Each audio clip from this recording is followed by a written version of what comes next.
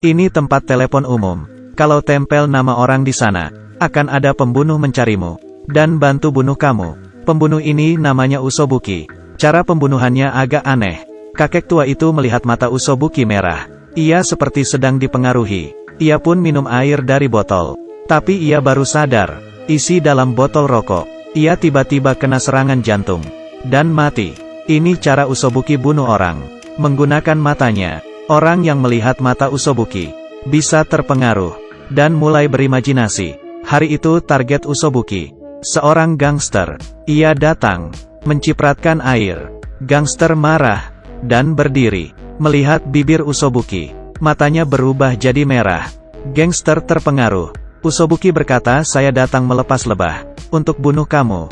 Lalu, dari dalam kantong ia mengeluarkan, ada satu toples lebah. Saat dibuka, lebah terbang ke arah gangster. Usobuki perhatikan. Gangster pun jatuh. Tidak berapa lama, ia mati disengat lebah. Saat polisi cek di CCTV, terlihat gangster seperti orang gila. Tidak ada lebah. Tada merasa ada keanehan. Ia lanjut lihat CCTV. Usobuki lihat CCTV. Beri senyuman jahat. Usobuki punya hobi lain. Setiap bunuh orang, ia bakal di sana. Ini menarik perhatian polisi. Mereka bawa Usobuki ke ruang interogasi.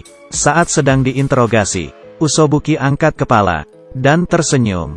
Matanya merah, pakai roda merah, mempengaruhi wanita itu.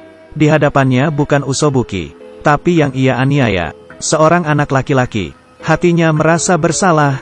Usobuki berkata, "Seekor ulat ada di tangan dia." Ia melihat, beneran ada.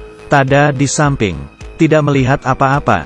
Di saat itu, Usobuki menjilat tangan wanita itu. Tatapan pria itu bisa bunuh orang. Melihat mata merahnya, semua bisa terpengaruh dan terbunuh oleh imajinasi. Polisi tahu ia pembunuhnya, tapi tidak ada bukti. Ia pun dibebaskan.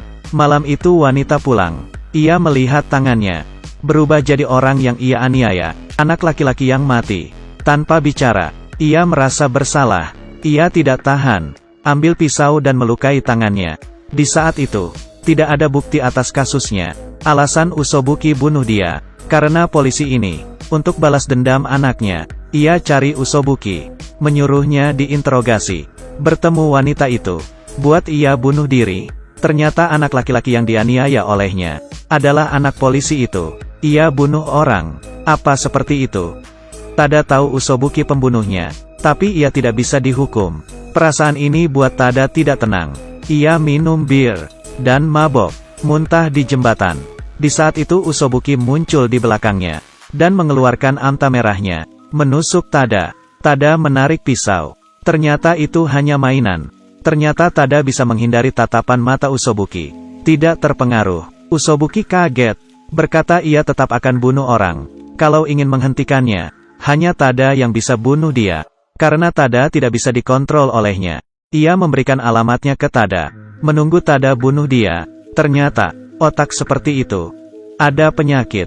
Esok harinya, Tada ditangkap. Orang yang menangkapnya, bocah malang yang pernah ia bantu. Tapi ia berubah. Tidak berterima kasih pada Tada. Kasih Tada pilihan. Di depan ada 2 telepon. Satu bom di rumah sakit. Satu lagi bom di taman kanak-kanak. Kalau tidak pilih, keduanya akan meledak. Lihat perilaku Ayaki.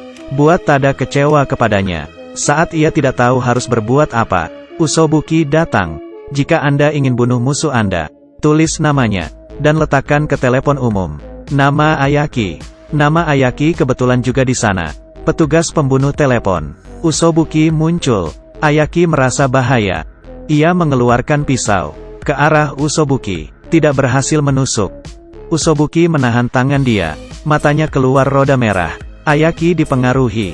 Di matanya, jari Usobuki berubah jadi paku baja dan melempar ke arah dia. Pisau Beitou jatuh. Tangannya tertusuk paku. Tapi di mata Tada, Ayaki tidak terluka. Seolah-olah dia menjebak dirinya di dinding. Saat di dalam pikirannya merasa sudah mau mati, Tada minta Usobuki jangan bunuh orang lagi. Tapi Usobuki tidak dengar. Berkata, "Kalau kamu mau menghentikan saya, bunuh saya." Tada ragu dan ambil pisau di lantai, menusuk Usobuki. Imajinasi Ayaki hilang. Saat ia belum seutuhnya sadar, Tada ke sana, menghajar Ayaki. Tangannya diikat ke arah saluran air, dan ambil HP dari kantong Ayaki. Ia menginjaknya, mengontrol bom HP, menghancurkannya. Ayaki berkata, tidak ada HP. Bom tetap akan meledak dalam waktu 10 menit. Tada panik. Ia menghubungi Jefang pergi ke taman kanak-kanak. Ia pergi ke rumah sakit. Tada baru pergi. Borgol Ayaki lepas. Ia bohong ke Tada. Sebenarnya bom tidak ada waktu. Ayaki ke telepon umum. Tekan tombol pakai lidah. Tada datang ke kamar pasien. Bawa bom ke atas. Baru taruh di lantai. Ayaki telepon. Bom meledak. Lihat meledak di atas gedung. Ia bersiap meledakkan bom di taman kanak-kanak. Di saat itu, Usobuki datang dengan terluka. Bola matanya jadi merah. Pakai mata roda darah. Mengontrol Ayaki. Membuat dalam mimpinya. Ada bom di depan dia. Usobuki mengangkat telepon yang ada bom. Dengan ilusi di pikiran dia. Meledak membunuh dia. Bahaya selesai. Keluar dari rumah sakit. Tanpa sengaja ketemu Usobuki. Ia berkata dia akan diadili suatu hari nanti. Usobuki tidak berkata apa-apa. Hanya tersenyum jahat padanya. Jika memang ada bilik telepon seperti itu. Tidak tahu apa pilihan mereka. Kalau itu saya akan menempelkan nama Usobuki. Film hari ini berakhir. Sampai berjumpa lagi.